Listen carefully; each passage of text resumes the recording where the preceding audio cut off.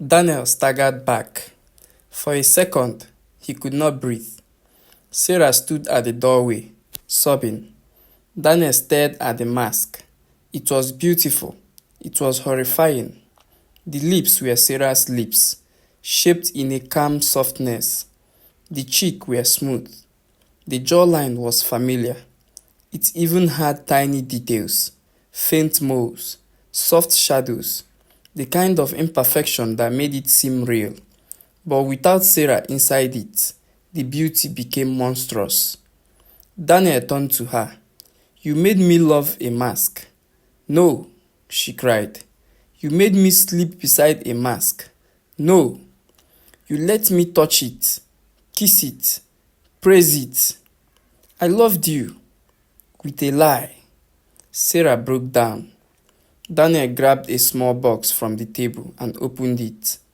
Inside were older masks, some damaged, some peeling at the edges, some wrapped in soft clothes. He pulled one out and threw it onto the floor. Sarah screamed as if he had thrown a living thing. Stop! Daniel looked at her, breathing hard. Why? Is this your real husband? She ran to the mask on the floor and picked it up with shaking hands. The sight enraged him more. So this is what you protect. Sarah hugged the damaged mask to her chest.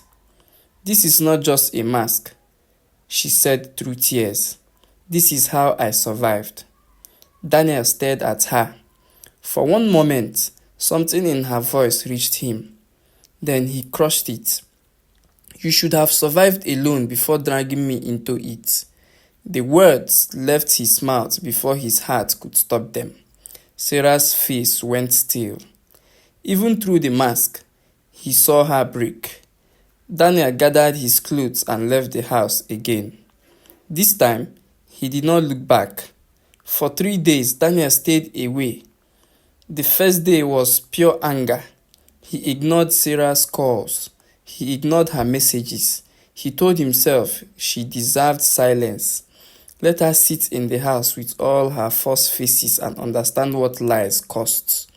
He worked at the shop from morning until night, attacking business with a fury that frightened his apprentices. He reviewed accounts, called debtors, shouted at suppliers, reorganized stock, and made Musa count every extension capable wires twice. Customers returned because Daniel was present again, sharp and commanding, the old Daniel of Alaba Market. But each time the shop door opened, part of him expected Sarah. She did not come. The second day was humiliation. Daniel imagined people finding out. He imagined Choka telling someone by mistake.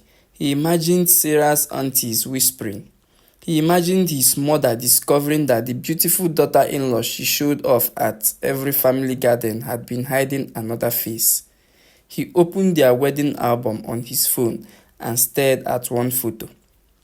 Sarah's veil lifted by the breeze, her smile soft, his own face full of joy.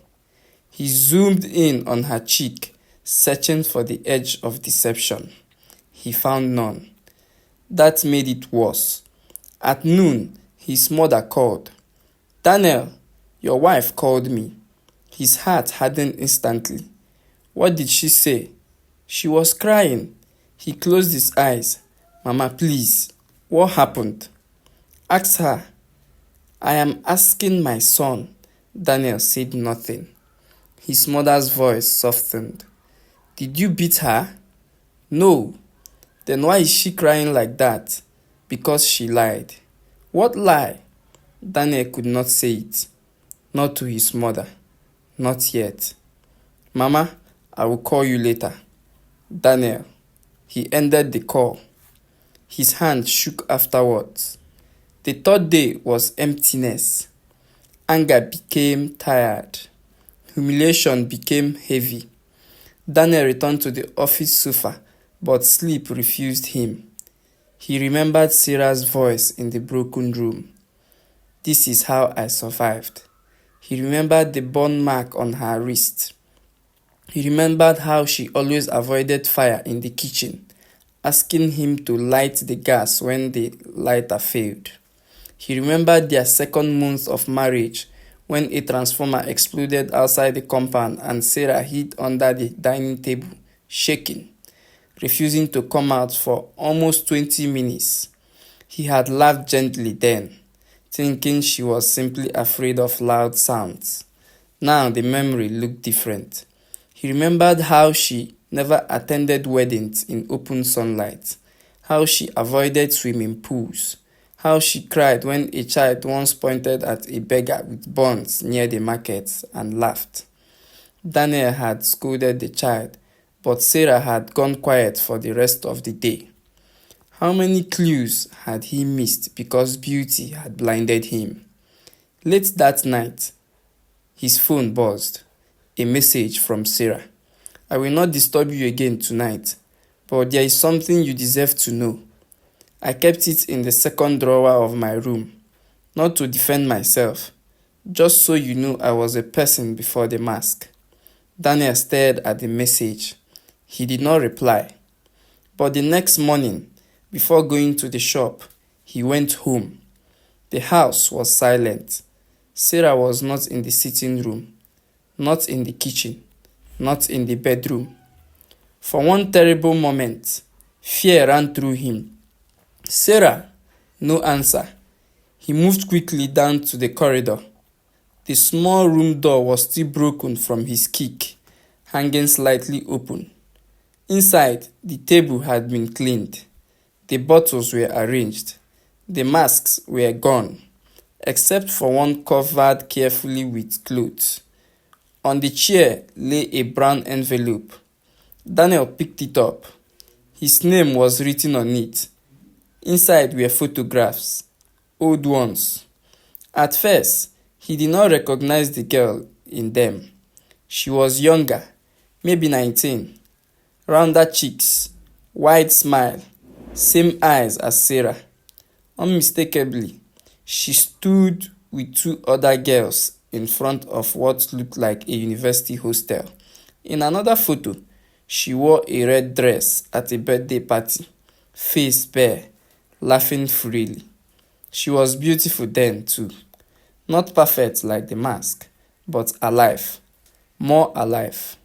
Daniel's chest tightened. The next photographs were harder.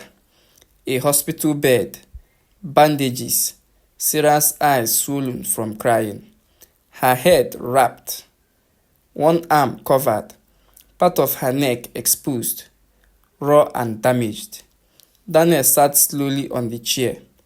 There were medical reports too. Lagos State University Teaching Hospital, burn injury, facial reconstruction, skin graft, psychological trauma. His hands trembled as he read. Under the papers was a letter. Daniel unfolded it. Daniel, before I met you, there was a fire. I was not born hiding. I was not born ashamed. I used to laugh loudly. I used to tie my hair back and walk in the sun. I used to think my face was just my face, not a thing that could decide whether people treated me like a human being. The fire happened in my final year. It was gas explosion in the apartment where I stayed with two friends. I survived, but when I woke up, everybody looked at me differently. Nurses tried not to show pity, but I saw it. My friends cried when they visited. My fiancé then came once and never returned. His mother told my mother that her son could not marry a woman with a destroyed face. Daniel stopped reading. The room blurred. He wiped his eyes angrily, as if emotion itself had offended him. Then he continued. After the hospital, I became a ghost. Children stared. Women pitied me. Men looked away. Some people said I should thank God I was alive, as if being alive meant I was not allowed to grieve what I lost. My auntie Kemi worked with makeup artists, designers for film. She was the first person who made a covering for me, not because she hated my real face, but because I could not leave the house without shaking. The first time I wore it, people looked at me normally again. Nobody whispered. Nobody asked what happened. Nobody stared at my scars before seeing me. Then I met you. I wanted to tell you from the beginning. Many times I tried, but each time you called me beautiful. I became afraid. You loved that word too much. You looked at me like I was proof that God favored you. I did not know how to tell you that the face you praised was made by human hands. I know I deceived you. I know fear is not an excuse. I know marriage should not have started with hiding. But Daniel, my love for you was never fake. My laughter was mine. My cooking was mine. My prayers for you were mine. The hands that held you were mine. The heart that loved you was mine. Only the face was borrowed. If you cannot forgive me, I will understand. But please know this. I did not hide because I wanted to trap you. I hid because I had already been abandoned once, and I did not think I had strength to survive it again. Sarah, Daniel folded the letter slowly. For a long time, he sat without moving. The house smelled faintly of her perfume and something underneath it now familiar. Adhesive, cream, fear. He heard a sound behind him. Sarah stood at the doorway. For the first time since their wedding, she was not wearing the mask. Daniel's breath caught. Her real face was scarred deeply on the left side. The skin from her temple down to her jaw was uneven, tightened in places, darker in others, with pale lines where surgeries had tried to repair what fire had taken. Her left eyebrow was partly missing. One cheek pulled slightly when she breathed. The scar continued down her neck, disappearing into the collar of her blouse. But her right eye was the same. Her mouth was the same mouth that had laughed with him in darkness. Her hands were shaking. Daniel stood too quickly, knocking the chair back. Sarah flinched. That small flinch filled him with shame. She tried to cover her face, then stopped, forcing her hands down. I didn't know you were here, she said. Her voice was raw. Daniel could not speak. All the anger he had carried rose again, but now it was tangled with pity, betrayal, grief, and something softer he did not want to name. He looked at her face, the real one. Sarah looked away. Say something, she whispered. What do you want me to say? I don't know. You should have told me. I know. Before marriage, before vows, before families, before 3 years of me living with a woman who disappeared every night. Her eyes filled. I know. Daniel picked up the letter. This does not erase what you did. I know. Stop saying you know. Sarah closed her mouth. Daniel walked past her into the bedroom. She did not follow. He packed more clothes. His hands moved without order. Shirts unfolded. Socks fell. He did not care. Sarah stood in the corridor, not entering. Are you leaving again? She asked. Yes. For how long? I don't know. Daniel, he turned. Her scared face shone with tears. He hated that he saw the tears differently now. On the mask, they had looked like rain sliding down glass. On her real skin, they cut in the rough places, slow and human. I need time, he said. Sarah nodded. Okay. Her quietness made him angrier. Don't you have anything else to say? What else can I say that won't sound like begging? Daniel looked away. She continued softly. I lied because I was afraid. You are angry because you were betrayed. Both things are true. He stared at her. For a moment, they saw each other clearly. Then Daniel carried his bag and left. But this time, as he closed the door, his anger did not feel clean. It felt like a wound. For 5 days, Daniel did not sleep properly. He returned fully to his business. His body was only half there.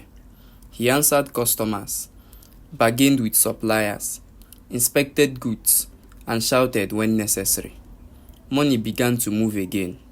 Orders returned. Musa and Toby behaved like soldiers under command. But inside Daniel, everything had become noise.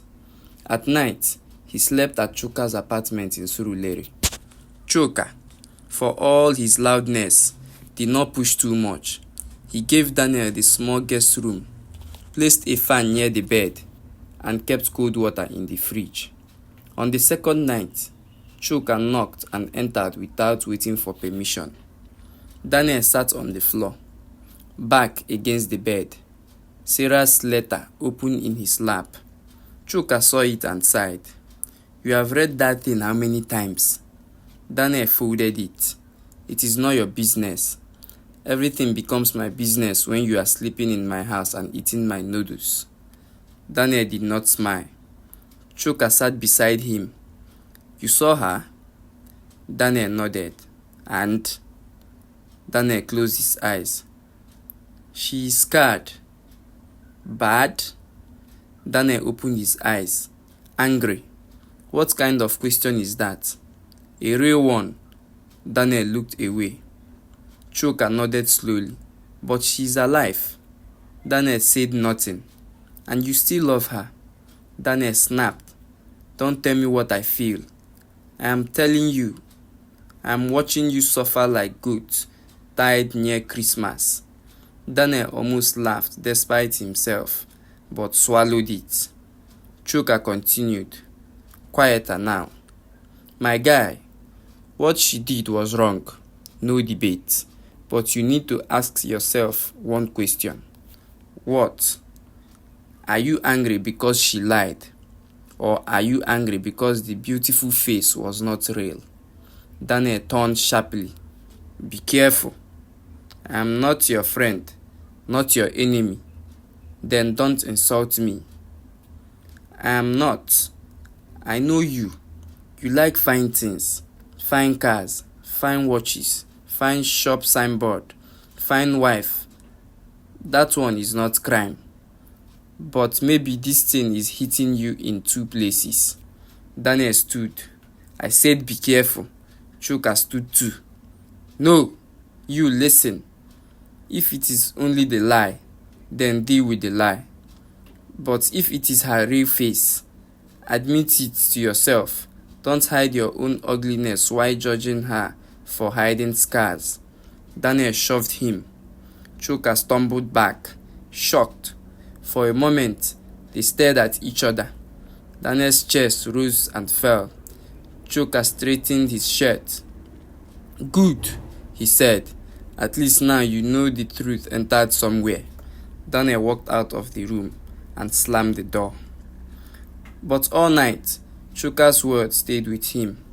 Don't hide your own ugliness while judging her for hiding scars. The next morning, Daniel drove to his mother's house in Yaba. He did not plan it.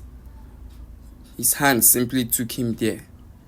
His mother, Grace, was in the backyard washing bitter leaf when he arrived. She looked up once, saw his face, and pointed to a plastic chair. "Sit." Daniel sat.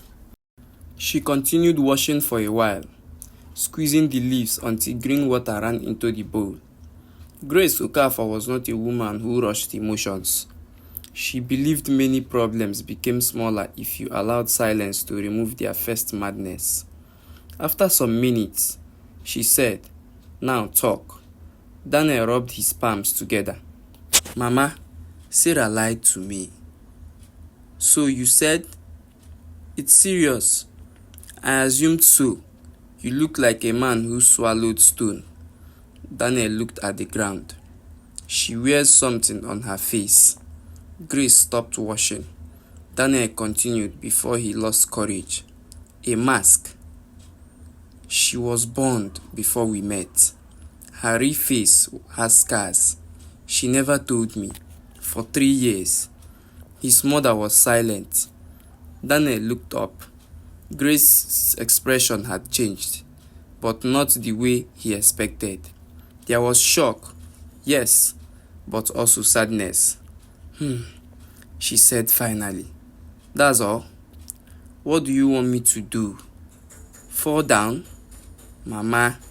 She rinsed her hands and sat opposite him. Did you see the scars? Yes. And you ran? Daniel frowned. I didn't run. You left. I was angry. You are still angry? Yes. You have right to be. Daniel exhaled, relieved by that small validation. Then his mother added, but anger is not a house. You cannot live inside it forever. He looked away. Grace leaned back. When I married your father, I hid something too. Daniel looked at her. What? She smiled faintly. Not like Sarah's own, but I hid debt. My younger brother had used my name to borrow money. I was paying it secretly. Your father found out after our first child. Daniel frowned. That is different. Yes, every parent thinks it's special. Mama, she hid her face, and you hid your pride. Daniel stiffened. Grace's voice remained calm. Do you think I did not know you enjoyed praising your wife's beauty? Every family event, you watched people watching her. You stood taller. My son, you loved Sarah, but you also loved what Sarah's beauty said about you. Daniel's throat tightened. Everybody likes beauty. True, but marriage is not a beauty contest. She deceived me. Yes, I had a right to know. Yes, I feel like a fool. Grace softened. That is the real wound. Daniel, not only that she lied, it is that you feel foolish for believing it is painful. Daniel's eyes burned. He looked away quickly. Grace reached across and touched his hand. But listen to me. A scared woman hiding her face because the world has been cruel to her is not the same as a wicked woman planning to destroy you. You must decide what kind of sin you are judging, fear or betrayal. Sometimes they wear the same wrapper, but they are not twins. Daniel sat still. His mother stood and picked up the bitter leaf again. Go and see her, she said. I am not ready. Then become ready. It's not easy. Who told you marriage is gala and cold mineral? Despite himself, Daniel laughed weakly. Grace pointed at a wet finger at him. Don't laugh. I am serious. If you cannot forgive her, say so and release her. But don't punish her slowly because your pride is limping. Daniel left his mother's house more confused than before. That evening, he did not go to Chuka's. He drove near his own house and parked across the street. For 20 minutes, he sat in the car watching the window of his flat. The curtain moved once. He wondered if Sarah had seen him. He wondered whether she was wearing the mask. He wondered whether she had eaten. He hated himself for wondering. Then his phone rang. Sarah. Daniel stared at the screen until the call ended. A message followed. I know you are outside. You don't have to come in. But please don't sleep in your car. It may rain. Daniel looked up at the window. The curtain shifted again. He started the car and drove away. Rain fell before he reached Surulere. The next 2 days passed with a strange heaviness. Sarah stopped calling often. She sent only one message, in the morning and at night. Good morning. I hope your day is peaceful. Good night. I hope you sleep better than yesterday. Daniel never replied, but he read each message. On the 8th day after he discovered the truth, something happened at the shop. A woman came with a small boy, maybe 7 years old. The boy had burn scars on his arm and neck, not as severe as Sarah's, but visible. He held his mother's wrapper tightly and avoided everyone's eyes. They needed a small rechargeable lamp. While Daniel tested one for them, Musa looked at the boy's arm and quickly looked away. The boy noticed. His grip on his mother's wrapper tightened. Daniel saw it. A sharp pain moved through his chest. He crouched and handed the lamp to the boy. "Press the button," he said. The boy hesitated. Daniel smiled gently. "Go on. You are the engineer today." The boy pressed it. The lamp came on. His face brightened. Daniel clapped once. "Correct, engineer." The boy smiled shyly. His mother paid and thanked Daniel. As they left, Daniel watched the boy hide his scarred arm behind the back when two young girls entered the shop. Suddenly, Daniel saw Sarah at 19. Sarah after the fire. Sarah learning that people looked at scars before they looked at eyes. Sarah building a face just to walk through the world without being treated like a tragedy. Daniel went into the office and locked the door. He sat down and covered his face. For the first time since he found out, he cried. Not loudly, not dramatically, just quietly, with anger still inside the tears, but no longer strong enough to stand alone. That night, he went home. Sarah opened the door. She was wearing the mask. Daniel stopped at the threshold. Sarah realized immediately and lowered her eyes. "I'm sorry," she said. "I didn't know if you could." She did not finish. Daniel entered. The house looked cleaner than he remembered. Too clean, like someone had spent days scrubbing because they could not scrub their own guilt away. There was food on the dining table. Jollof rice, fried plantain, chicken stew, his favorite. Daniel looked at it. "You cooked?" "Yes, I'm not hungry." He left immediately and went inside the room. He imagined himself talking to that same face. At night, Daniel sat alone on his bed. Sarah came to him. He was calm enough to give her listening ears. They talked things over. Daniel said, "But you could have told me." After the discussion, Daniel forgave her and they lived happily again. Thanks for watching. If you enjoyed this story, drop a comment and let us know where you're watching from. Afritales 247 would love to hear from you again. And please don't forget to like, share, and subscribe so you don't miss out on our interesting stories. Bye.